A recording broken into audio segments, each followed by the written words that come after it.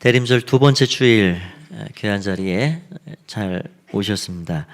또 각 가정에서 예배하는 모든 분들에게도 동일한 하나님의 은혜가 함께 하시기를 간절히 축원드립니다. 오늘은 두 번째 주일, 우리가 대림절 전통 개혁교회에서 행했던 성탄 트리 장식에 좀 근거해서 장식물이 한 주 한 주 달려가고 있습니다. 첫 번째 주일에 이 트리에 매달아 놓은 장식물은 사과였죠. 이 사과를 통해서 우리는 이 땅에 오신 예수님의 그 이름, 그 메시아가 어떤 이름을 가지고 이 땅에 내게 오셨는가를 생각했습니다. 첫사람을 기억하고 불순종을 기억하고 내 삶의 시작과 근원이 어디였는지 우리는 늘 잊지 않고 그 자리에서 내가 할 수 없는, 감당할 수 없는 죄값을 치러주신 예수 그리스도, 자기 백성을 그 죄에서 구원할 그 이름으로 오신 그분을 우리는 기억하는 것입니다. 그 인생 최고의 은혜, 잊을 수 없는 그 최고의 감격을 우리에게 주신 그 은혜를 이 땅 살아가는 동안 평생 누리고 살으라고 하나님은 우리에게 그 이름을 임마누엘로, 그 예수님을 다시 붙여주셨습니다. 그래서 세상 끝날까지 내가 너와 항상 함께한다, 이 약속을 붙잡고 살아가는 사람은 그 능력 아래 살아가는 사람입니다. 주님이 함께하면 무엇이 겁날까요? 주님이 함께 하신다는 것을 믿을 때 모든 세상의 어렵고 힘든 것들을 다 헤쳐갈 수 있습니다. 내 안에 계신 능력의 주님이 그 모든 일을 행해 주시기 때문에 그렇죠. 그래서 우리는 이 사과를 볼 때마다 우리에게 어떤 일을 행하신, 그리고 지금 나를 어떻게 사랑하시고 함께 하시는 그 주님이, 그 주님의 마음과 그 주님의 은혜가 떠오르는 그런 삶을 살아가야 할 것입니다. 오늘은 두 번째 주일 맞이해서 이제 오늘 본문을 통해서 다시금 그 한 가지를 생각해 보고자 합니다. 2장 1절부터 12절까지의 말씀에는 동방에서 찾아온 박사들이 베들레헴에 태어난 아기 예수께 보배합을 열어 예물을 올려드리며 그렇게 아기 예수를 만나 뵙고 고고로 돌아가는 내용이 들어 있습니다. 그 예수님을 만나기 전에 예루살렘에서 헤롯을 만났죠. 당시 헤롯 왕은 무자비한 사람이었습니다. 그는 나도 가서 경배해야 되니 아기 예수를 만나거든 반드시 알려달라, 그럴듯한 말을 했지만 속내는 그게 아니었죠. 여러분, 이 세상을 보면 예수님이 이 땅에 찾아오신 것을 정말 하늘에는 영광이요 땅에는 사람들 중에 평화야, 그렇게 큰 기쁨의 소식이 진짜 기쁨이 되는 사람들이 있는가 반면에 권력을 가진 독재자들, 자기 기득권을 잃지 원치 않는 그런 사람들에게는 그게 기쁨이 아니에요. 헤롯이 그랬습니다. 내가 앉아있는 이 땅의 보좌, 그 보좌를 잃지를 원치를 안 했습니다. 그래서 진정한 유대인의 왕으로 오시는 그 아기의 생명을 두고 볼 수가 없는 거죠. 그런 이야기를 하는 헤롯, 하나님께서는 그 동방 박사들의 생명을 귀히 여겨주셨고 그들을 헤롯을 찾아가지 말고 고국으로 돌아가라 라고 꿈에 나타나 말씀을 주셨습니다. 오늘 본문은 거기에서부터 다시 출발을 합니다. 1장 2장 안에는 하나님께서 주의 사자를 요셉에게 4번, 동방 박사에게 1번 그렇게 꿈속에서 찾아가 만나주시는 장면들이 있습니다. 마리아에게 찾아가 수태고지를 알린 그 천사가 요셉을 다시 찾아갔고, 그렇게 아기가 태어나서 한동안 그 아기를 이제 길러가려는 그때 하나님께서는 사자를 다시 보내서 요셉에게 말씀을 주셨습니다. 어떤 말씀을 주셨는지 13절을 한번 보겠습니다. 13절, 그들이 떠난 후에 주의 사자가 요셉에게 현모하여 이르되 헤롯이 아기를 찾아 죽이려 하니 일어나 아기와 그의 어머니를 데리고 애굽으로 피하여 내가 내게 이르기까지 거기 있으라 하시니. 지금 헤롯은 박사들이 자기를 만나지 않고 고국으로 돌아갔다는 그 사실에 분노했고, 그리고 그렇게 베들레헴의 왕이라 기다렸던 그 아기가 태어난 것을 알았는데, 그가 장성해서 진짜 왕이 되면 내 왕자는 어떻게 되나, 내 아들들은 어떻게 되나, 그 걱정에 매우 분노했습니다. 그러한 모든 상황을 익히 알고 계신 하나님께서는 요셉에게 애굽으로 내려가라, 그래서 애굽에 잠시 머물다가 다시 돌아오도록 그렇게 말씀을 주셨습니다. 요셉은 이런 천사의 고지에 즉시 순종을 했죠. 그렇게 해서 애굽에 갔다가 다시 올라오는 이 일을 마태는 구약의 예언을 성취한 사건이다 라고 우리에게 말씀해 주고 계십니다. 14절 15절을 보면 그런 말씀을 주십니다. 요셉이 일어나서 밤에 아기와 그의 어머니를 데리고 애굽으로 떠나서 헤롯이 죽기까지 거기 있었으니 이는 주께서 선지자를 통하여 말씀하신 바 애굽에서부터 내 아들을 불렀다 함을 이루려 하심이라. 지금 헤롯이 눈이 펄겋게 그 아기를 잡아 죽이려고 혈안이 되어 있는 것을 하나님이 피하게 하시려고 요셉이 아기를 데리고 애굽에 내려갔다가 다시 올라오도록 그렇게 했는데, 이것은 구약의 예언을 따라 그 말씀을 성취한 것이다. 그 말씀은 다름 아닌 호세아서 11장 1절 말씀, 그 말씀이 이루어진 거라 이야기를 하고 있습니다. 이스라엘이 어렸을 때 내가 사랑하여 내 아들을 애굽에서 불러냈거늘. 마치 이것은 구약의 오랜 이전에 모세가 애굽에서 400년 종노릇하던 그 백성들을 출애굽시켜서 그렇게 광야로 끄집어낸 사건이 애굽의 종이었던 그 백성들을 내 아들로 내가 너희를 선택해서 끄집어 내노라 라는 말씀이 그대로 이루어진 것이다 라고 이야기를 해주고 있는 거죠. 예수님의 애굽으로의 피신과 출애굽은 모세가 행했던 출애굽과 비교되고, 첫 번째 출애굽은 모형과 그림자이지만 예수님의 이 다시 애굽에서의 올라오는 일은 그 말씀이 성취된 것으로 보고 있습니다. 모든 것들이 그렇게 연결이 되어 있습니다. 모세의 유아기, 예수님의 유아기가 그래 비슷하지요. 모세가 어린 시절 바로의 학살을 피해 살아남았습니다. 지금 헤롯의 학살 앞에 예수님도 그렇게 하나님이 살려내고 계신 거죠. 모세를 통한 백성들의 출애굽, 그것은 예수님께서 애굽에서 다시 올라오는 그 일을 통해서 재성취가 되고 있습니다. 애굽에서 나옴으로 이스라엘이 나라와 민족으로 태동을 알린 것처럼 이제는 새 이스라엘, 새로운 질서 가운데 만들어지는 새 나라의 백성들이 거기서부터 태동되게 된다는 겁니다.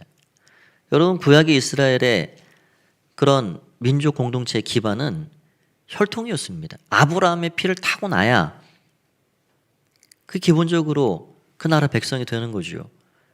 또 간혹 다른 민족이랄지라도 할례를 행하든 정결례를 통해서 내가 언약과 율법을 잘 준수하겠습니다, 서약을 거쳐서 그 백성이 될 수 있습니다. 그런데 새 이스라엘, 새로운 질서 가운데 만들어 가시는, 그래서 애굽에서 다시 올라오심으로 내가 애굽에서 내 아들을 불러 올렸다라는 그런 말씀을 통해서 새로운 공동체를 이루어 가시는 예수님의 백성들은 민족과 인종과 그 어떤 장벽도 그 안에 존재하지 않습니다. 예수 그리스도를 어떤 피부색을 가졌든지 어떤 배경을 가졌든지 그분을 나의 구세주로 영접하고 고백하기만 하면 그 하나님 나라 백성이 될 수가 있는 거죠. 모세는 이스라엘 백성들을 애굽의 학정과 노예의 삶에서 건져냈습니다. 그러나 예수님은 우리를 죄와 사망의 속박으로부터 건져냈습니다. 이 둘의 가장 큰 공통점은 바로도 모세를 죽이지 못했고 헤롯도 예수님을 죽이지 못했다는 겁니다. 하나님께서 보호하시고 하나님이 이 모든 일들을 완벽하게 이끌어 가시기 때문에 이 세상에 학정을 일삼는 바로도 헤롯도 그 일을 성취할 수가 없었습니다.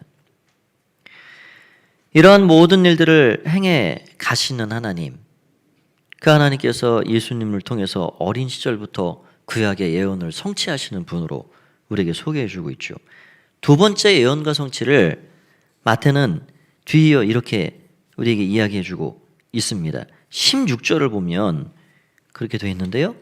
이에 헤롯이 박사들에게 속은 줄 알고 심히 노하여 사람을 보내요. 베들레헴과 그 모든 지경 안에 있는 사내 아이를 박사들에게 자세히 알아본 그때를 기준하여 2살부터 그 아래로 다 죽이니 17절 이는 선지자 예레미야를 통하여 말씀하신 바 18절 라마에서 슬퍼하며 크게 통곡하는 소리가 들리니 라헬이 그 자식을 위하여 애곡하는 것이라 그가 자식이 없으므로 위로받기를 거절하였도다. 헤롯이 박사들이 자기에게 고하지 않고 돌아간 사실을 알고 심히 분노했습니다. 그리고 그가 한 일이 무엇입니까? 베들레헴과 그 지경에 있는 2살 이하의 사내 아이를 전부 무참하게 살해하는 일이었습니다. 당시 학자들은 이 베들레헴의 인구가 얼마나 될까 이렇게 저렇게 앞뒤를 보고 추측을 하는 거죠. 에스라서 말씀에 보면 2장에 바벨론에서 돌아온 그 백성들의 숫자가 몇 가지가 기록이 되어 있는데 베들레헴에 돌아온 숫자는 123명이었습니다. 그러면 수백 년이 흐른 그 뒤에 베들레헴에 도대체 몇 명이 살았을까? 한 1000명 정도 살았지 않았을까? 그러면 2살 이하의 아이들이 몇 명이나 될까? 남아 아이들은 한 20-30명 됐겠지. 30명은 넘지 않았겠지. 헤롯이 죽인 남자 아이들, 그 갓난 아이들의 숫자가 많게는 30명까지 되는 거죠. 베들레헴의 그 처참한 상황을 한번 상상해 보십시오. 자식 잃은 그 어머니의 고통, 그 처절한 눈물, 그 통곡의 소리가 온 동네를 울렸을 겁니다. 이 집에서 저 집에서. 그런데 그것을 지금 마태는 어디에서 거슬러 성취된 것으로 보냐면 라마에서 라헬이라는 어머니의 통곡 소리로 이야기를 하고 있는 거예요. 라마라는 곳은 바벨론 왕 느부갓네살이 유다 백성들을 포로로 끌어갈 때 그 거점 중에 한 장소였는데 베냐민 지경 경내에 있었던 땅이었습니다. 왜 라헬이 통곡하나? 라헬은 그 당시에 없죠. 라헬은 베냐민이라는 그 아들, 둘째 아들을 낳다가 그냥 세상을 뜨게 돼요. 그 레아 언니와의 자식 경쟁에서 얼마나 그 아픈 시간들을 많이 보내는지요.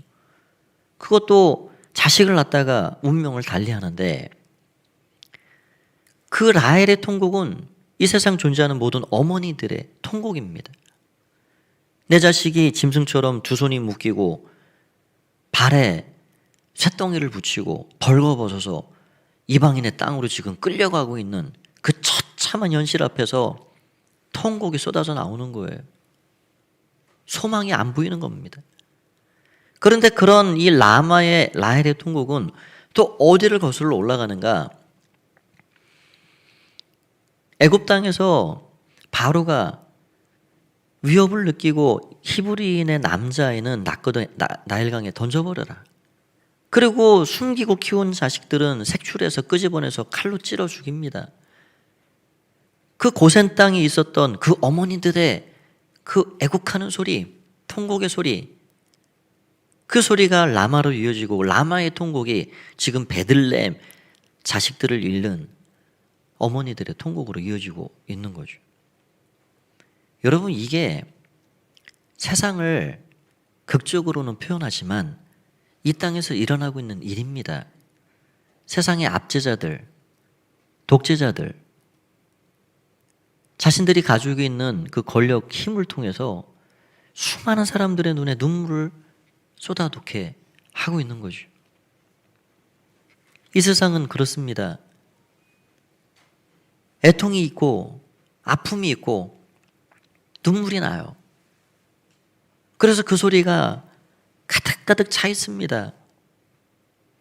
눈에서 눈물이 흐르는 사람도 있고 여기에 눈물이 흐르는 걸 보이지 않지만 마음에서 통곡하는 사람이 있고, 그런 모든 아픈 현실 가운데 하나님께서는 어떠한 일들을 행해 가시는가? 하나님께서 그 라헬의 통곡, 그 라마의 통곡을 거기서 그것으로 끝나게 하시지 않으셨습니다.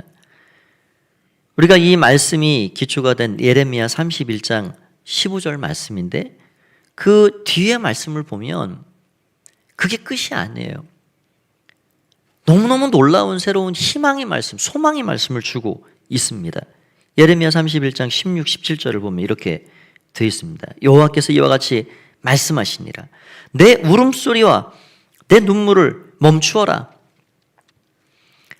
라마의 어머니들의 그 자식들을 보는 소망 없음의 눈물, 애통의 소리가 이제 멈춰지게 될 것이다. 내 일에 삭슬 받을 것인즉 그들이 그의 대적의 땅에서 돌아오리라. 여호와의 말씀이니라. 17절. 너의 장래에 소망이 있을 것이라. 너의 자녀가 자기들의 지경으로 돌아오리라. 여호와의 말씀이니라. 눈에서 나는 모든 눈물을 이제 멈추어라. 지금은 포로가 되어 잡혀가고 소망이 보이지 않는 것 같지만 때가 되면, 약속이 되면 그 자식들이 더 온전하고 성숙한 모습으로 이 땅으로 돌아오게 될 것이다. 하나님은 그 라마의 통곡 소리를 기쁨의 소식으로, 소망의 소리로 그렇게 바꾸어주고 계신 겁니다. 지금 베들레헴의 라마의 소리처럼 통곡하고 있는 그 슬픔이 이제 예수 그리스도께서 애굽에서 돌아오는 이 일을 통해서 그것이 기쁨의 소리로 변하게 될 것이다 라고 이야기를 해주고 있는 거예요. 예수님은 베들레헴의 참혹한 현실 앞에서 울고 있는 수많은 사람들, 아니 베들레헴뿐만 아니라 이 땅에 그렇게 아파하는 수많은 사람들에게 새로운 소망의 빛이 되셨습니다. 정말 그렇게 하셨죠. 이 땅 살아가는 모든 인생의 진정한 소망이 예수님이십니다. 울고 있는 자들의 소망이요, 가난한 자들의 소망이 되셨습니다. 이제 우는 자들은 복이 있다. 이제 애통하는 자는 복이 있다. 이제 가난한 자들은 복이 있다. 천국이 너희 것이다. 대림절 두 번째 주일, 이 두 번째 주일의 성탄트리에는 뭔가 새로운 장식이 하나 더 달렸습니다. 뭐가 보이십니까? 꽃 중에 꽃, 장미꽃이 붙어 있습니다. 장미는 그 꽃잎을 보면 너무너무 참 신비하기 그지없죠. 진한 색깔을, 또 진한 향기를 우리에게 주는 꽃 중에 꽃인 것 같습니다. 그런데 이 장미, 정말 아름다운 이 장미가 그냥 올라온 게 아니죠. 장미꽃 아래를 보면 크고 작은 가시들이 있어요. 그런 장미 넝굴이 있는 곳을 한번 보십시오. 가까이 손을 댈 수 없습니다. 그 가시를 뚫고 이 꽃 한 송이가 올라온 거예요. 여러분, 가시는 뭘 상징합니까? 어둠과 절망, 지금 베들레헴의 라마의 통곡, 자식 잃은 어머니의 통곡 소리와 같은 이 세상을 말합니다. 우리의 삶에 크고 작은 가시들이 자꾸 우리를 찔러요. 그래서 아파서 울기도 하고 고통의 비명을 지르기도 합니다. 어떻게 보면 예수님의 삶 자체가 그런 가시밭길이었어요. 태어나심부터 돌아가실 때까지. 아니, 이 땅에 어떤 아기가 이런 대학살의 위험에서 그렇게 태어나길 원합니까? 세상에 어떤 사람이 자기의 마지막 죽음을 십자가라는 끔찍한 사형틀에서 마감하기를 원합니까? 이 땅에 오신 예수님은 태어나면서부터 위기요, 돌아가실 때도 처참하고 끔찍하게 그렇게 죽으신 거예요. 수많은 가시에 찔리시고 고통을 당하시면서 그렇게 오시기도 했고 그렇게 가신 겁니다. 그런데 예수님은 우리에게 진정한 장미꽃과 같이 더 없는 아름다운 주님으로 우리에게 오셨습니다. 찬송가에 그런 글귀들이 있죠. 저 장미꽃 위에 있어. 우리에게 그분은 아름다운 분이십니다. 장미꽃과 같이. 여러분, 성탄절을 이렇게 생각하면 참 낭만적이고 참 평화롭고 참 아름답고, 그러나 그런 아름다움과 그런 깊은 평안과 그러한 정말 낭만적인 그 은혜가 어디서부터 시작이 됐는지 우리는 기억해야 합니다. 가시던 불을 뚫고 절망과 어둠을 뚫고 피어오른 한 송이 장미꽃처럼 우리 예수님이 그렇게 이 땅에서 그 어린 시절부터 위기를 통해서 아름다운 분이 되셨다 하는 것을 우리는 기억할 수가 있습니다. 여기 세 번째 또 말씀의 성취를 우리에게 말씀해 주고 있는데요.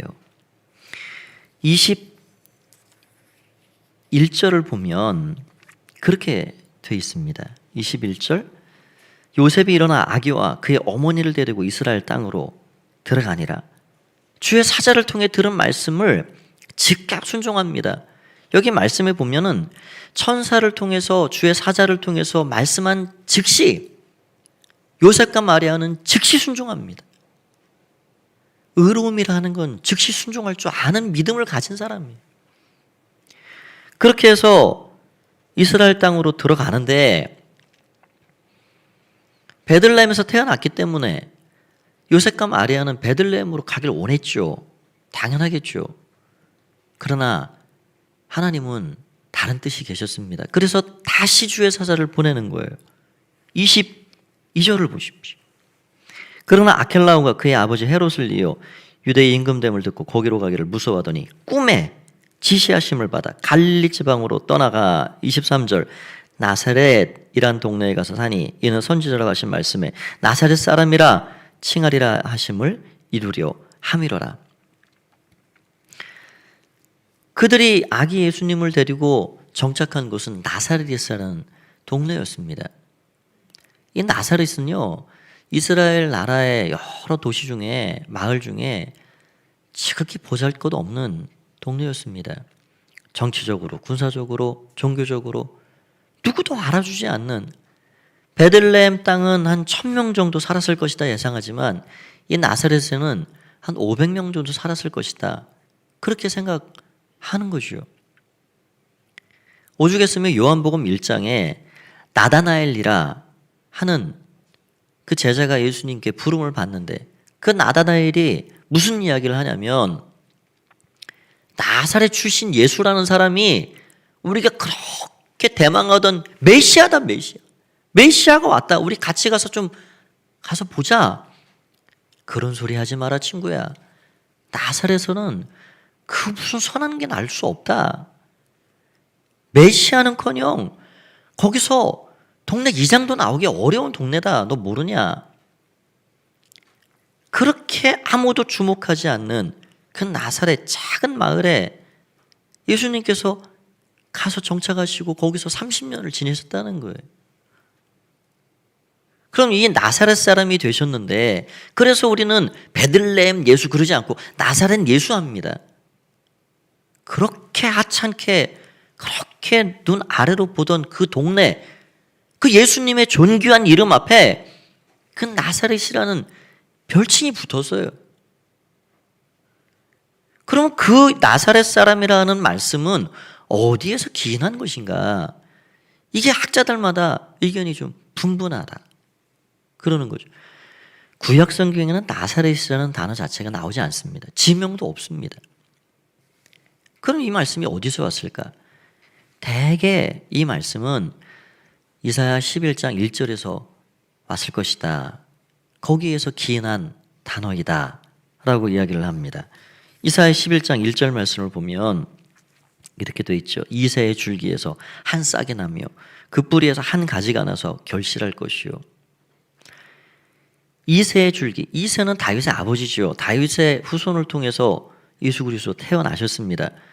여기 줄기, 싹이라는 말의 히브리어가 뭐냐면 넷제르라는 말입니다. 넷제르. 나사렛이 나자렛. 우리는 한글로 나사렛 하죠. 나자렛. 이것이 넷제르에서 왔을 것이다. 여기 넷제르라는 말 자체가 연한 순 싹입니다. 여러분 봄에 겨울 땅을 뚫고 올라온 연한 순 싹을 보셨습니까? 연약하기 그지없는 거예요. 어떻게 저기서 주렁주렁 과실이 맺을지 그거 상상이 안 가는 일이 조그맣게 올라온 그 싹으로부터 시작을 하는 겁니다. 연약해요. 밟으면 밟힐 뿐이에요. 왜 예수님께서 나자렛 사람이 되셔야 했을까? 여러분 예수님은 이 땅에 오신 것 자체가 넷제르입니다. 순과 같아요. 싹과 같아요. 영광스러운 하늘 보좌를 버리시고 우리와 함께 인간 몸을 입으셨다. 그 자체가 넷제르예요. 연약하기 그지없는 순과 같이 이 땅에 오신 일입니다. 구약의 수많은 사람들은 메시아가 온다 그러면 메시아 정도는 아니 개선장군처럼 그래도 좀 위용 있고 뭐 투구라도 멋지게 쓰고 갑옷 입고 멋진 창 하나 들고 백마를 타든 검은 말을 타든 그렇게 오셔야 되는 거 아닌가? 아니요. 그렇게 주님이 오시지 않으셨습니다. 이 땅에 연한 순과 같이 줄기와 같이 진짜 넷제르 같이 오신 거예요. 그래서 모두 그 주님을 알아보질 못했습니다.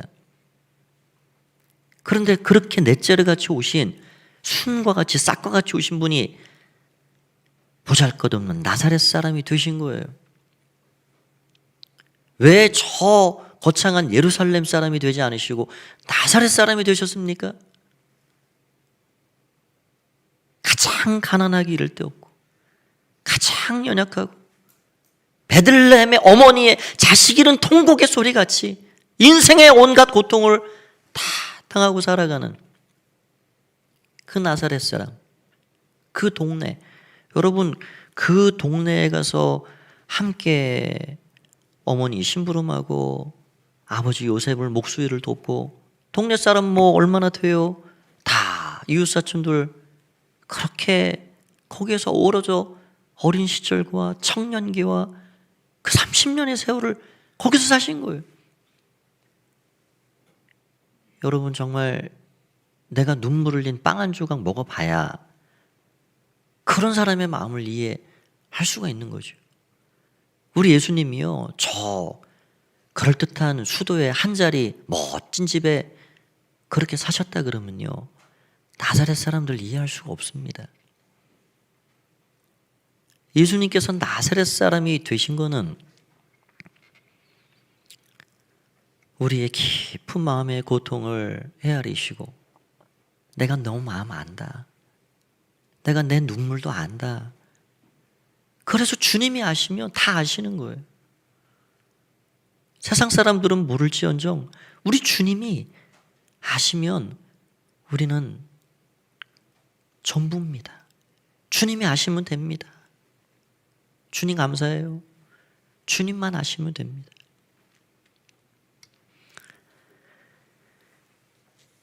예수님은 그렇게 말씀을 성취하시기 위해서 태어나셔서부터 애굽을 거쳐 다시 돌아오셨고 그 통곡의 현장에서 장미꽃과 같이 가시를 뚫고 소망이 되셔서 이 땅에 찾아오셨고 우리에게 찾아와 주셨습니다. 그분은 친히 넷째가 되셔서 연한 순과 같이 이 땅에 오셨고 진정한 우리의 친구요, 우리의 인생길을 함께 하실 수 있는 인도자로 우리 가운데 찾아와 주셨습니다. 성탄의 이야기가 낭만적이고 평화롭고 아름다운 이야기만이 아닌 그런 성탄의 스토리 이면에 너무나도 모질고 끔찍한 고통의 스토리를 통해서 그 끔찍한 가시를 뚫고 피어난 한 송이 장미꽃처럼 우리 가운데 찾아와 주신 그 예수님이 대림절 두 번째 주일 예배를 드리는 우리 가운데 더 가까이 찾아오기를 원하십니다. 사과를 볼 때 우리는 내 출발이 어디였는지를 기억하고 장미꽃을 볼 때 우리 예수님께서 어떻게 내 삶에 귀한 일을 행하셨는지를 우리는 다시 기억할 수가 있습니다. 하나님께서 우리 삶을 이끌어간다면 인생의 가시밭길이라도 그 모든 가시에 당신이 친히 찔려보셨고 고통을 경험하셨기 때문에 우리 손을 붙잡고 계실 수 있고 우리를 그 가시밭길 속에서도 이끌어 가실 수 있는 분이십니다. 우리의 삶을 결국 가장 아름다운 장미꽃처럼 피어나게 하십니다. 주님이 함께 하실 때 가시가 끝이 아니라 우리의 삶을 가장 멋지고 아름답게 피워주실 그 주님께서 우리 삶을 만들어 가시는 겁니다. 한 주간의 모든 삶도 그 주님과 함께 복된 삶을 살아가시는 가부가족들이 다 되시기를 말씀을 통해 간절히 축원드립니다. 이 시간 같이 우리 기도하겠습니다. 하나님 앞에 기도하실 때 하나님 오늘 우리의 삶에 정말 주님 따라가면 꽃길만 있으면 좋겠다 때론 생각하지만 그것이 우리에게 진정한 복이 때로는 안 될 때도 있음을 우리는 압니다. 가시를 뚫고 피어난 한 송이 장미꽃처럼 친히 가시의 찔림을 아시고 우리의 연약함을 헤아리시고 고통을 아시는 주님께서 우리 삶을 이끌어 주십니다. 나와 함께 하십니다. 그런 헤롯의 학정 앞에서 한 송이 장미처럼 피어주신 예수님, 이 대림절 두 번째 주일을 맞이하며 한 주간을 또 삶의 자리에서 주님과 함께 믿음으로 그렇게 살아가는 우리 삶이 되게 주옵소서. 그런 기도로 하나님 앞에 기도하시고 여러분 마음에 쏟아놓아야 할 기도의 제목들을 다 올려드리시고 그렇게 한 주간의 모든 삶도 주님의 선한 은혜로 이끌어달라고 기도하시기를 바랍니다. 이런 제목을 가지고 우리 다 같이 하나님 앞에 우리 통성으로 합심해서 기도할 때 우리 주님의 이름 한번 부르고 기도합니다. 주여 살아계신 아버지 하나님 은혜를 감사합니다. 오늘 예수님의 이름으로 기도하며 나아가오니 주님 받아주시옵소서. 아버지여 우리의 삶 가운데 함께 하신 주님을 찬양합니다. 장미꽃처럼 그렇게 피어나신 아름다우신 주님, 아버지 하나님이 우리의 삶에 다가오는 여러 가지 약한 것들을 주님 주 앞에 내어드리오니 주님 받아주시옵소서. 주님 새롭게 하여 주시옵소서. 주님 은혜를 베풀어 주시옵소서.